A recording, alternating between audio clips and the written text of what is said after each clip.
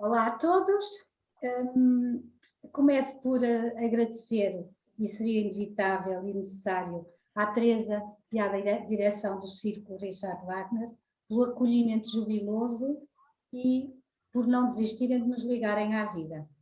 Depois, agradecer a todos que estão presentes, não calorosamente como gostaríamos, olhos nos olhos, mas olhos no ecrã, à espera de algum sinal que nos torne menos invisíveis. Eu tinha pensado esta conversa com uma troca, uma partilha de opiniões entre nós todos. Mas dado que o modelo foi recusado, eu pensei então alinhar algumas palavras, porque não se surpreendam por eu estar com alguns papéis na mão, alinhar algumas palavras e fazer, portanto, a minha intervenção diferindo as vossas intervenções depois para o final da minha. Agora, o que é que aconteceu no final da minha intervenção, da nossa performance do Tannhäuser na festa de Natal, foi que ficou no ar uma pergunta. E a pergunta era esta: será que Jorge Sand se cruzou com Richard Wagner alguma vez? Não sabemos. Mas o que nós sabemos é que Liszt e Marie Dagout, pais de Cosima Wagner, eram visitas assíduas de eram visitas assíduas de Jorge Sand na sua casa em Nohant, e ela tinha um prazer imenso em receber os amigos, era muitíssimo maternal e fazia uma coisa muito interessante, cozinhava para os amigos e fazia uns serões magníficos onde Liszt tocava piano. Liszt e outros amigos. Um segundo dado que nós temos a certeza é que Marie Dagout era bastante íntima de Jorge Sand, porque há cartas de Marie Dagout em que ela refere a sua preocupação quando soube que Jorge Sand e Chopin, com quem Jorge Sand vivia à época, iam fazer uma viagem até à ilha de Maiorca. Ela estava preocupada porque dizia, conhecendo eu Jorge Sand e Chopin como conheço, eles não aguentam mais que um mês juntos. Passado algum tempo, escreveu uma outra carta e dizia: La réalité est plus belle que la fiction. Ora, enganava-se redondamente, porque afinal aquela lua de mel passou rapidamente a um pesadelo. Um outro dado que temos ainda é que numa viagem no Tétis para Londres, Wagner ia a ler Jorge Sand e em francês. E agora, o que eu vou propor-vos é olharem para uma imagem que vou projetar e depois vamos conversar um bocadinho acerca dela. A imagem talvez seja algo surpreendente e algo estranho para começar a falar de Jorge Sand, aparecer a Manfred na imagem. O que acontece é que o texto que aparece do lado esquerdo,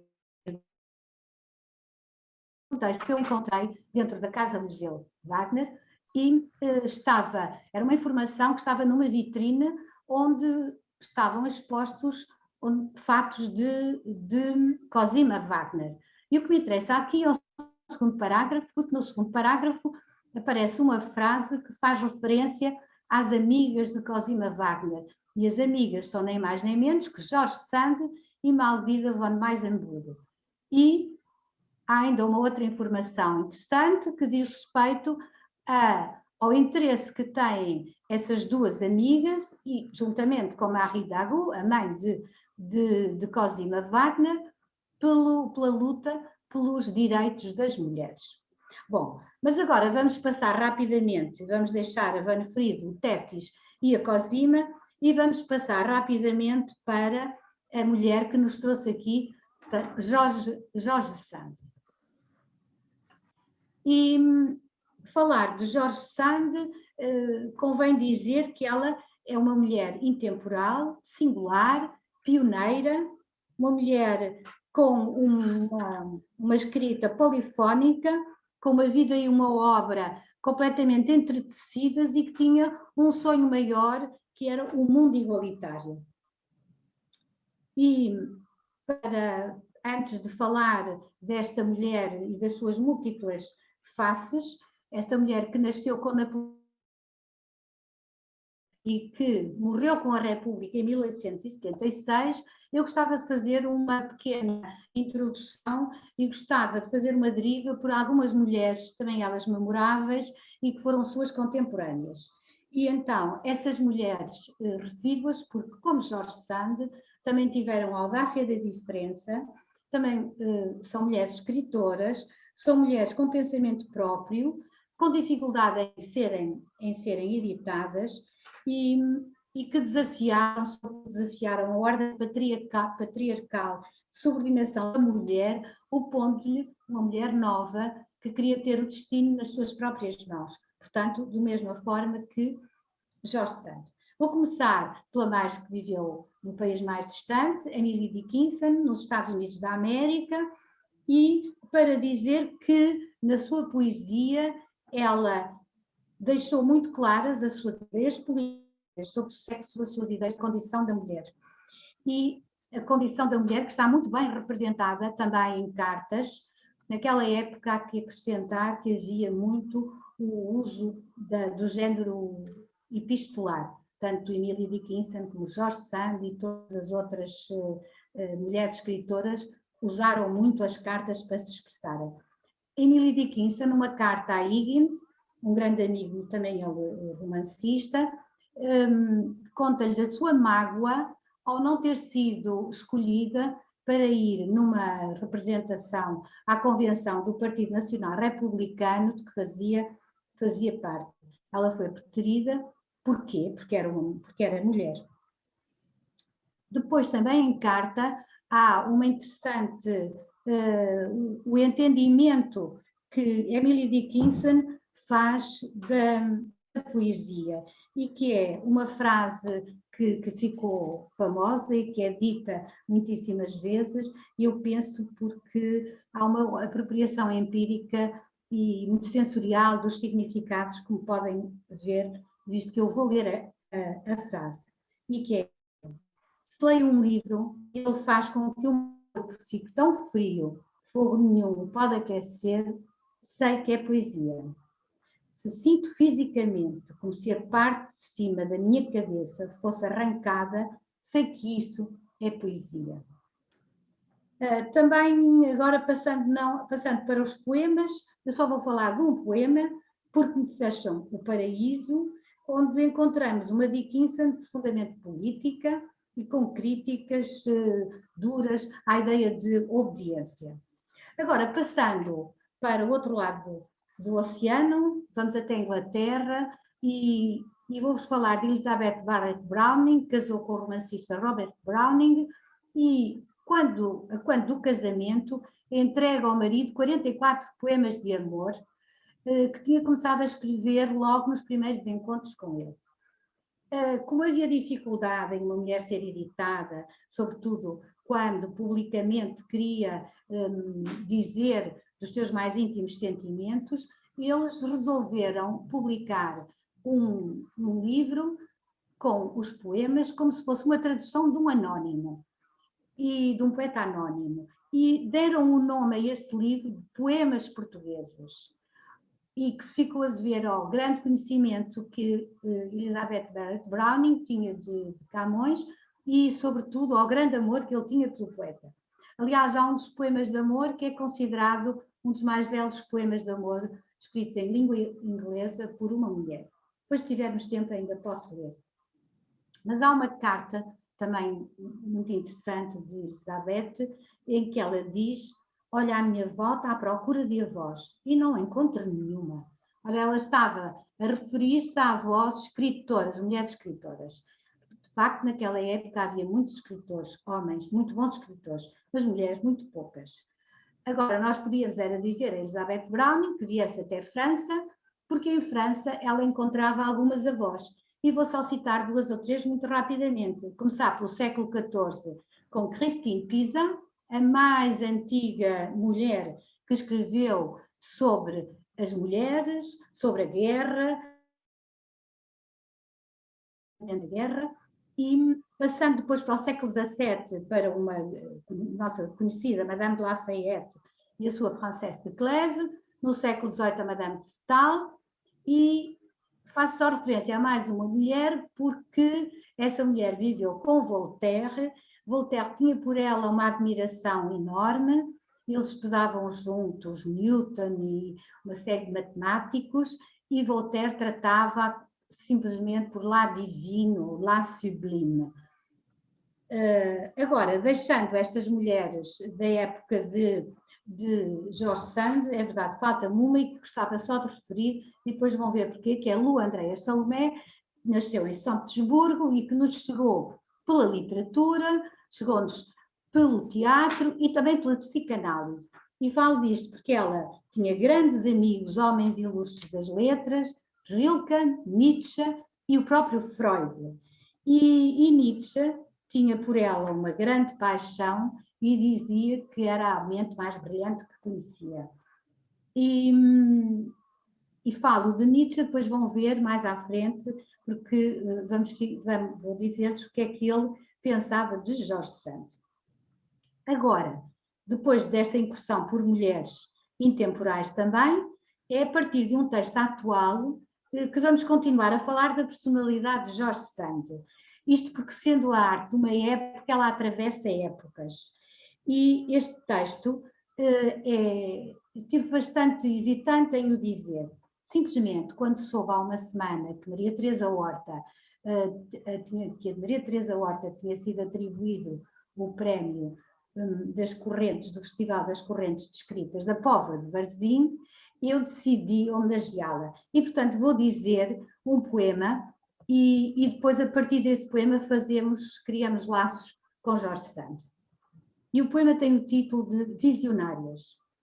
Elas são as visionárias, as sonhadoras furtivas.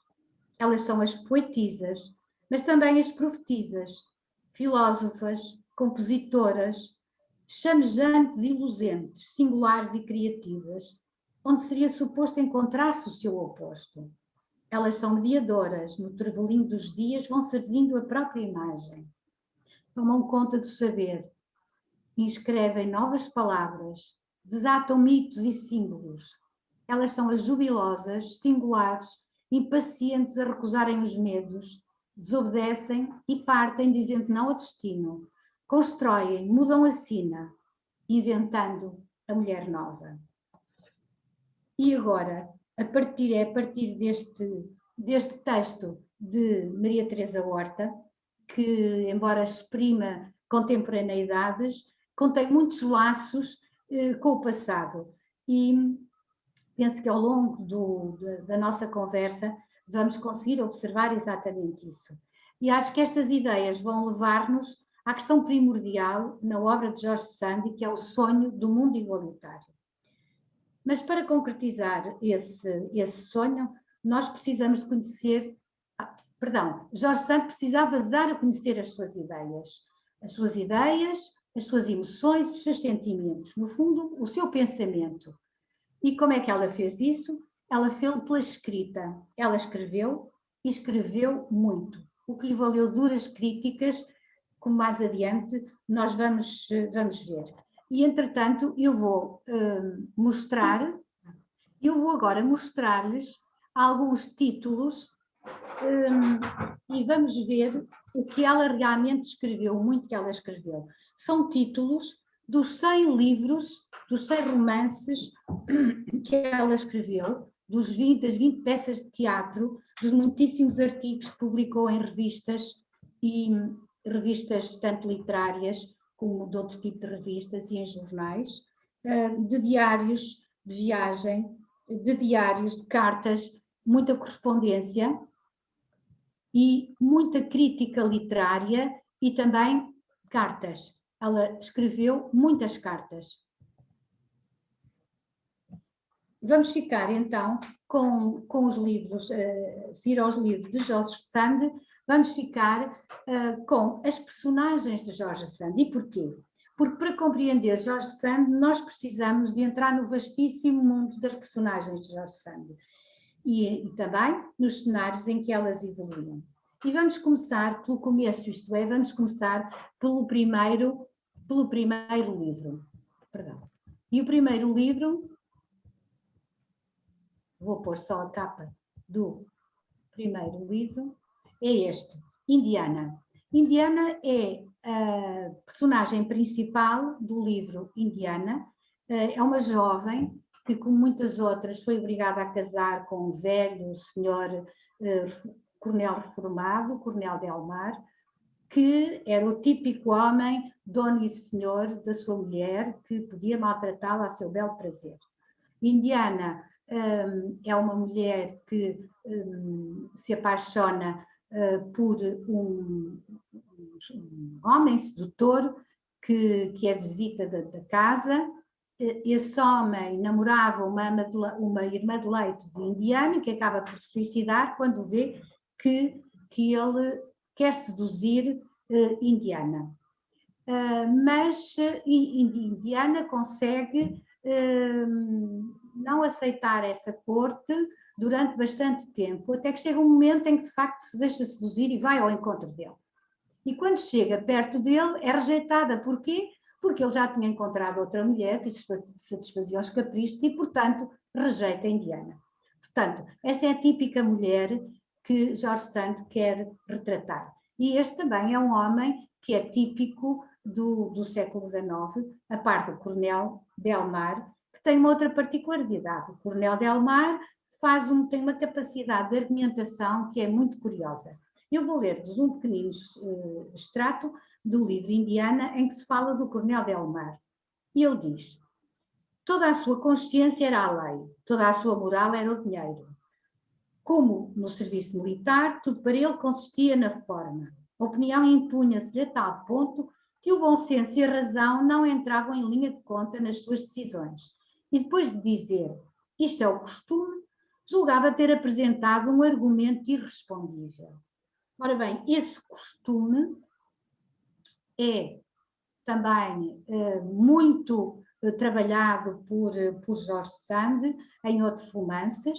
É o costume, são convenções sociais que cerceiam a liberdade da mulher, e Jorge Sand trabalha também outras convenções, mas convenções sociais entre classes que ela pretende que sejam esbatidas. E isso acontece num outro romance, Le Manier d'Angibault, que eu vou mostrar-vos agora, vou mostrar-vos a capa. Le Manier d'Angibault é um romance com curiosas sincronicidades, e uma das personagens principais, a heroína Marcelle Blanchemont, fica muito impressionada quando encontra muitas semelhanças entre o seu romance amoroso com Henri Lemort e o de Grand Louis e Rose. Grand Louis e Rose é um par amoroso que, juntamente com Marcelle e Henri Lemort, vão evoluir num cenário de uma França bastante dividida entre classes sociais que se degladiam, e é tão notório essa inimizade quase irreconciliável entre classes que Marcelle e Henri Lemort acabam por se separar, embora já tenham tido doces momentos de convívio, e acabam por se separar. Porquê? Porque Henri Lemort desaparece da vida de Marcelle sem sequer deixar um bilhete de despedida. Marcelle fica sozinha no mundo porque viúva, tem um filho a quem é muitíssimo dedicada, então decide tomar o seu destino nas mãos e vai à procura do castelo de Blanchemont, que tinha herdado dos pais, e vai para o interior de França, para o Berry, mais propriamente, onde encontra Grand Louis, a outra personagem que já tínhamos falado, num moinho onde trabalhava e onde vivia. E as conversas entre eles são muito interessantes, porque Marcelle, depois de se saber arruinada, acaba por confessar a Grand Louis que nunca tinha gostado daquela vida de ociosidade, em que sentia que os pobres a odiavam e em que sentia que havia uma grande impunidade da classe social a que pertencia, mas agora que era pobre, já podia ter toda a confiança de Grand Louis e podiam, entretanto, ser amigos. Gostava de partilhar convosco uma outra reflexão de Marcel, que achei bastante interessante, esta ainda produzida na casa da cidade luxuosa onde vivia com o marido, e ao olhar para tudo quanto a rodeava, ela tem uma exclamação e fala das mulheres prostitutas e das meninas da classe social a que pertence e faz uma comparação entre elas, dizendo que afinal as meninas e as prostitutas têm umas vidas bastante semelhantes, porque umas e outras se aviltam pelo luxo, porque umas querem ser mantidas, as outras querem uma carruagem, querem um camarote na ópera, querem um adereço de diamantes, enfim. Portanto, a sociedade da época retratada por Jorge Sand. Há um outro romance que gostava de vos falar, Mauprat, e em Mauprat aparecem-nos duas personagens também muito interessantes, são elas Edmé e Bernard. E Edmé, digo já desde o início, que é a encarnação das teses de Jorge Sand, é a mulher que encarna o ideal feminino por excelência, é um modelo de Jorge Sand. Edmé é uma mulher que não acredita na fatalidade nem no destino. E porquê? Porque acha que pela educação qualquer ser humano se vai transformar. Bernard, que é o contrário de Edmé, é um senhor feudal, déspota, no entanto está apaixonado por Edmé, quer casar com ela. Edmé, embora apaixonada por Bernard, só o aceitará depois de ele ter feito o seu percurso de reflexão e que o leva a ser maître de lui-même, tomando o destino nas suas próprias mãos, através da educação. Gostava de referir, a propósito de Edmé e de Bernard, que eles têm ambos o apelido Mauprat, eles são primos, pertencem à mesma família, mas a ramos da família diferente. Enquanto Edmé pertence a um ramo mais jovem e que completamente a favor da nova filosofia de classes sociais mais próximas, Bernard é o senhor feudal e os tios e o avô e os primos são os símbolos desse senhor feudal que continua a ser déspota e ignorante. Mas Edmé, com coragem e com muita generosidade, resolve tomar em suas mãos a educação de Bernard e resolve pretende torná-lo e consegue torná-lo num homem respeitável. E são interessantes os diálogos entre eles, quando Edmé lhe diz que de maneira nenhuma ele pode achar normal que ela se case com um homem que, afinal, se deixa arrastar pelo instinto e pela fatalidade, dizendo-lhe que ele tem que estudar e tem que mudar a sua atitude.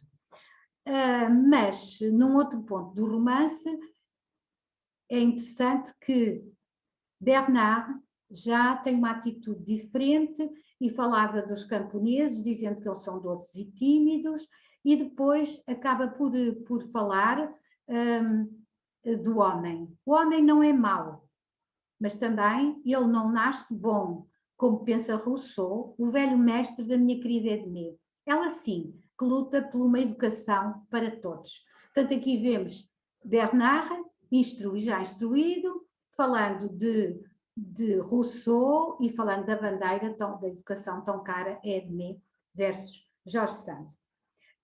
Uma última crise moral de Bernard, isto para terminar com Mauprat, ocorre quando, numa caçada, Bernard resolve dar um beijo a Edmé quando esta não quer.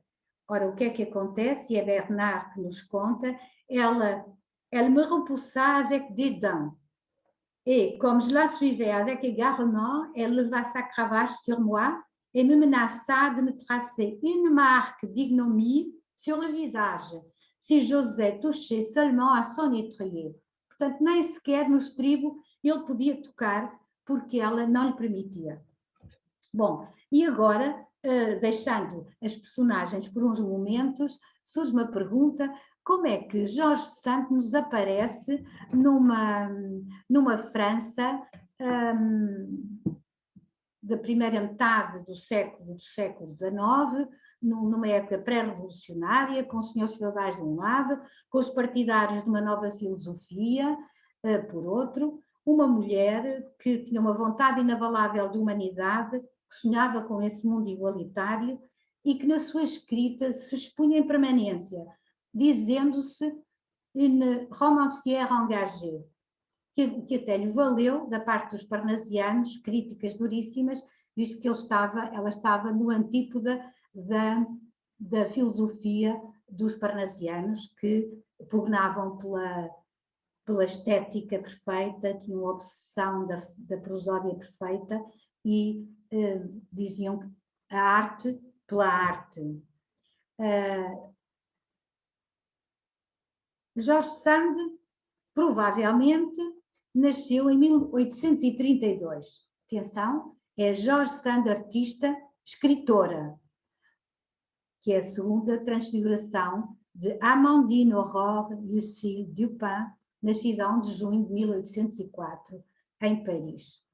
Ora, chegamos agora ao momento de, como Gaston Bachelard diz, on est de son enfance comme dans pays, portanto chegamos ao momento de passar à infância de Jorge Sand. Então, sabemos que Jorge Sand nasce em Paris, filha da bela Sophie Victoire de Laborde, que é uma rapariga dançarina, talvez mesmo cortesã, une pauvre enfant du vieux pavé de Paris, como alguns críticos lhe chamam, e de um nobre, Maurice Dupin de Franqueuil, que é colocado em Madrid. Portanto, o casal muda-se para Madrid com a pequena Aurore. Em Madrid nasce um irmão de Aurore. Passado uns anos, poucos anos, resolve o casal, vem para Nohant, a casa de família, de família paterna de Jorge Sand, e é uma vida idílica, numa quinta, uma belíssima, mas Jorge Sand tem os seus primeiros e rudes golpes, porque o irmão morre, a mãe fica gravemente doente, passado pouco tempo é o pai que numa queda de cavalo, também tem morte súbita, e a avó, que acha que a mãe não tem condições para educar a pequena Aurore, portanto a mãe é afastada da pequena Aurore e é a avó que educa Aurore, coadjuvada por um preceptor, e aí o preceptor teve uma influência enorme na educação de Aurore, porque era um homem de culto, era um filósofo e ensinou-lhe latim, literatura, matemática, mas ao mesmo tempo era um homem muito aberto e facilitava-lhe a ida para a aldeia e o contacto com a natureza que Jorge Sand sempre teve. Ela aprendeu nessa altura a amar profundamente o campo, a amar os camponeses, a amar a natureza, e ela defendeu sempre ao longo da vida os camponeses e foi sempre uma apaixonada pela natureza, tendo sido, eu penso, uma ecologista antes do tempo. Agora, de 1818 a 1826, Aurore continua a sua educação no convento des Augustines Anglais em Paris, e aí deixa-se seduzir pela vida silenciosa, uma vida introspectiva do convento, aprende inglês, aprende os clássicos, desde os clássicos gregos aos ingleses, aos alemães contemporâneos, interessa-se por música, interessa-se por pintura, e é comovente uma carta em que ela nos fala da ida ao museu e da emoção sentida em frente a um quadro, que quase não conseguia sair do lugar onde estava, de tal modo que tinha sentido a pintura. Também é amante de teatro, escreve peças já nessa altura e cria um grupo de teatro para representar as suas próprias peças. Entretanto, acontece-lhe um outro rude golpe, porque aos 17 anos a avó morre e ela vai viver com a mãe, que estava em Paris, mas dada a vida caótica que a mãe levava em Paris, ela regressa novamente a Nohant.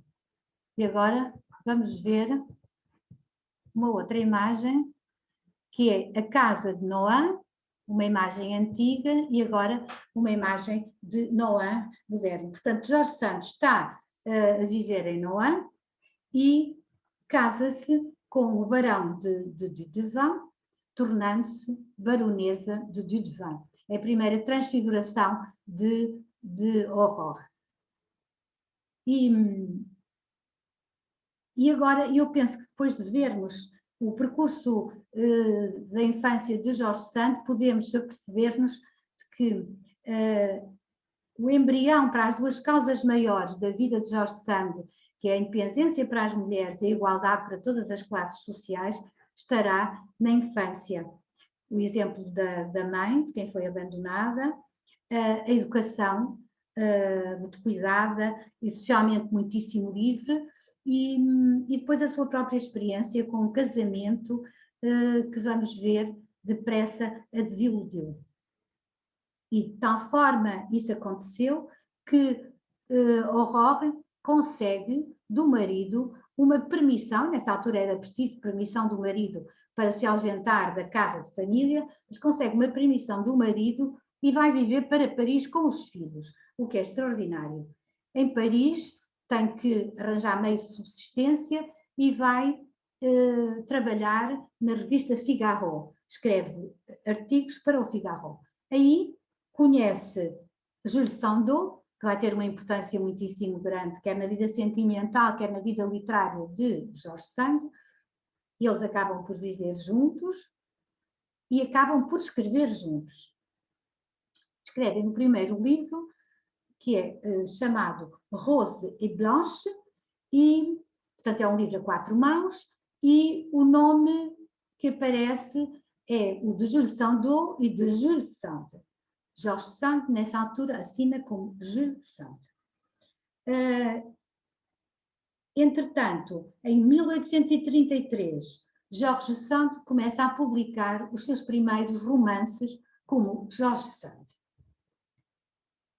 E aqui aparece-nos Jorge Sand, que tinha ido buscar o nome a Jules Sandeau e que tinha, segundo muitos, foi uma bizarria, e segundo a bizarria, ela vestia-se de homem. Portanto, isso foi altamente criticável. Altamente criticável e altamente criticado.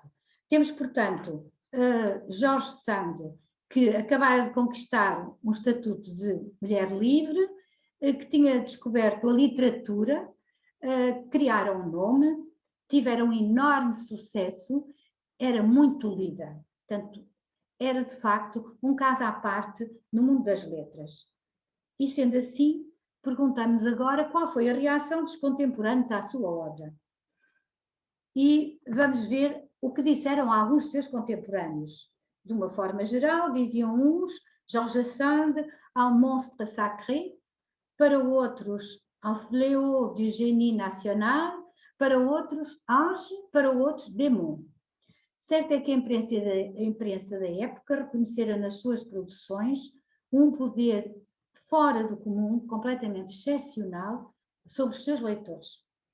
E houve uma revista que tem um nome interessante, Le Charivari, que se surpreende ao deparar-se com uma frase que ela própria publica. Diz que o maior pensador deste tempo é uma mulher. Como é que isso é possível? Bom, outros apelidam-na de gênio do mal. Porquê? Porque quer destruir a moral, a virtude, a ordem da sociedade. Mas vamos deixar de lado os uns e os outros, abstratos, e que emitiram opinião sobre Jorge Sand, e vamos concretizar.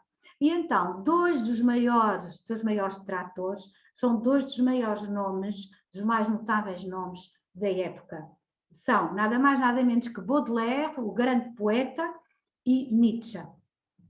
E Baudelaire usava uma expressão que é muito feia, la femme Sand, para falar de Jorge Sand, e esta era uma das mais benévolas expressões com que a brindava. Eu vou-vos ler só o que ele foi capaz de escrever sobre Jorge Sand. As ideias morais de Jorge Sand têm a profundidade de julgamento e a delicadeza das porteiras e das prostitutas. E que alguns homens se enamorem dela é prova da pobreza de espírito dos homens deste século.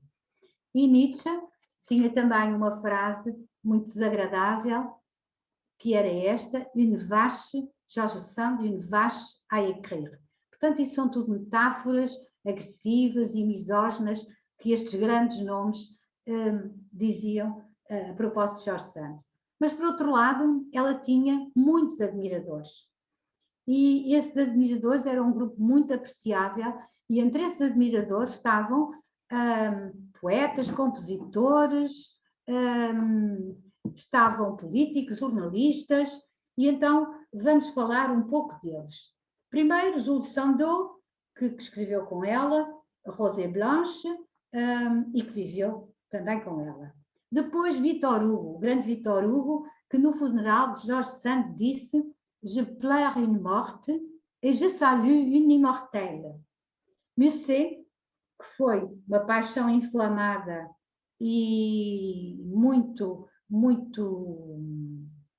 dramática, porque provocou muito sofrimento num e noutro, mas além do sofrimento, essa paixão também deu muitos textos maravilhosos de um e do outro. Musset escreveu La Confession d'un enfant du siècle, George Sand escreveu também Lettre d'un voyageur, em que tem das páginas mais bonitas acerca da Veneza, onde eles foram numa viagem de amor, que afinal acabou mal. E George Sand diz nas Lettres d'un voyageur: ce dernier regard du soleil au travers de mes vitres, c'est mon dernier espoir qui brille. Aimer ces choses, pleurer l'automne qui s'en va. L'hiver de mon âme est venu, en éternel hiver. E, embalados por estas palavras, já imaginamos a música de Liszt, outro grande admirador de Jorge Sand. Liszt, que tocava para Jorge Sand, tocava piano em Nohant, onde passava, como vimos, grandes temporadas. Outros admiradores de Jorge Sand são Balzac e Flaubert, dois grandes vultos da literatura do tempo. E tanto Balzac como Flaubert pediram a Jorge Sand que escrevesse prefácios para as suas obras. Balzac para La Condition Humaine e Flaubert para L'Éducation Sentimentale. Acontece que Balzac não conseguiu que o editor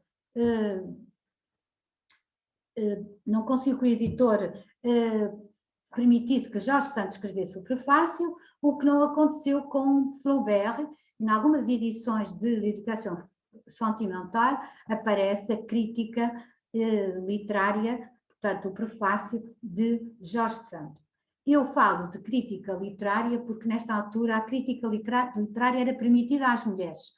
E Jorge Sand aproveitou exatamente esse espaço onde podia escrever mais livremente para expor todas as suas ideias.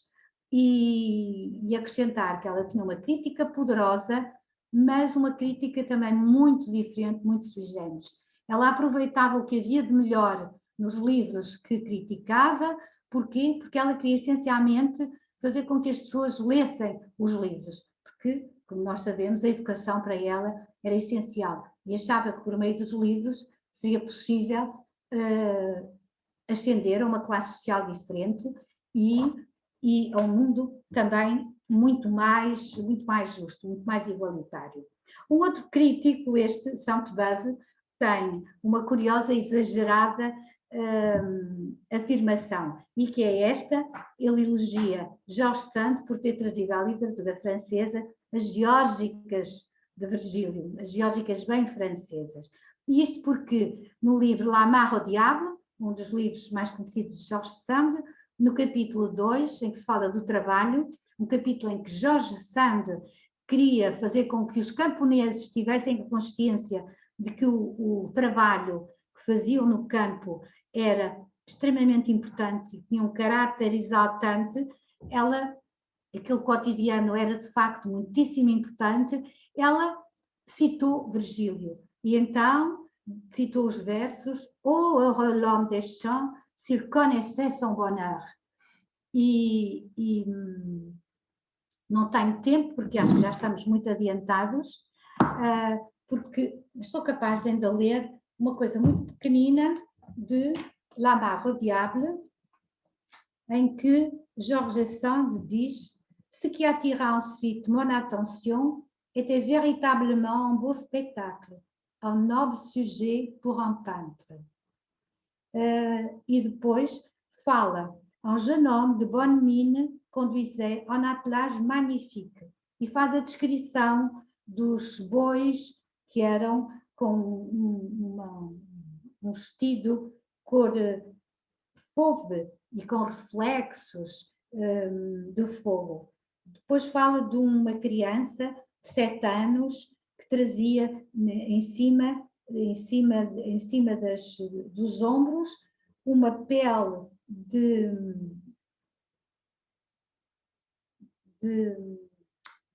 ovelha, perdão, uma pele de ovelha que fazia com que ele se parecesse com São João Batista dos pintores da Renascença. E mais à frente ainda fala do sentimento de doçura e de calma profunda que planava sobre todas as coisas naquela paisagem doce. Portanto, tudo para conseguir provar que a natureza e o trabalho do campo eram altamente meritórios. E, ao mesmo tempo, também medita sobre a beleza da natureza. Entretanto, chegamos a Delacroix.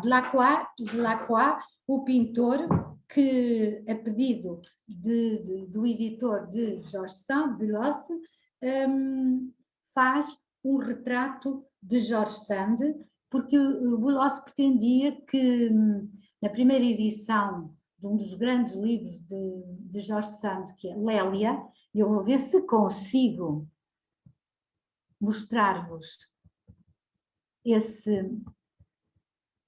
a capa desse livro, porque aparece cá está, Lélia.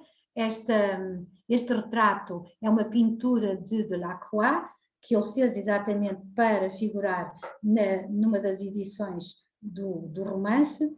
Delacroix conta que ficou impressionado com Georges Sand, com o que o rosto dela lhe tinha comunicado de fragilidade e de dor. Georges Sand tinha acabado de se separar de Musset e sofria, e tinha tido também uma profunda desilusão com Pagello, o médico que os tratou em Veneza e que esteve também na origem da separação de Georges Sand e de Musset.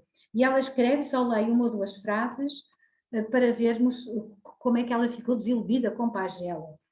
"O ardor dos teus olhos, o violento amplexo dos teus braços, o fervor do teu desejo são para mim tentações e motivos de temor. Não sei se devo combater a tua paixão ou compartilhá-la. A teu lado eu sou apenas uma estátua pálida que te olha com desejo com perturbação e com espanto. Será que foste criado com a ideia de que as mulheres não têm alma? Achas que elas não a têm? E depois mais abaixo. Serei tua companheira ou tua escrava? Tu desejas-me ou amas-me?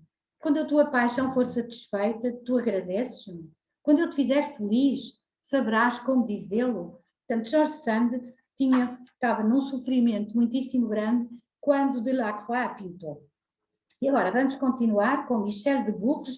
Michel de Bourges foi muito importante na vida de Jorge Sand, porque foi um advogado muitíssimo importante. Ele defendeu 2000 arguidos que conseguiu livrá-los da prisão. Era um homem politicamente muito empenhado e teve o mérito de conseguir o divórcio para Jorge Sand, e o mérito ainda maior de ter conseguido que ela ficasse com os filhos e que ela ficasse com Noé, o que foi qualquer coisa de muitíssimo de novo neste século, até porque a amiga Malvida tinha-se divorciado e não tinha conseguido ficar com os filhos. Pierre Leroux, um jornalista e um político que introduziu Jorge Sand na vida política também. Com ela fizeram revistas, La Rue Indépendante, onde escreviam ambos, e estes dois homens são muito importantes porque são o paradigma do poder salvífico da educação. Eles eram humildes, eles eram homens que à partida seriam operários, mas pela educação eles conseguem chegar, de facto, um deles advogado, o outro jornalista, e a conseguir ter uma voz ativa na sociedade, fazer ouvir a sua voz e, mais, conseguir influenciar a sociedade. Agora, passaria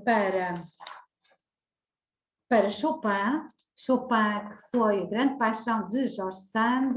Viveram 8 anos juntos e quando do primeiro encontro em casa de Liszt, nada fazia prever que eles se apaixonassem, porque Jorge Sand achou um frágil menino, muito novinho e nada arrogante.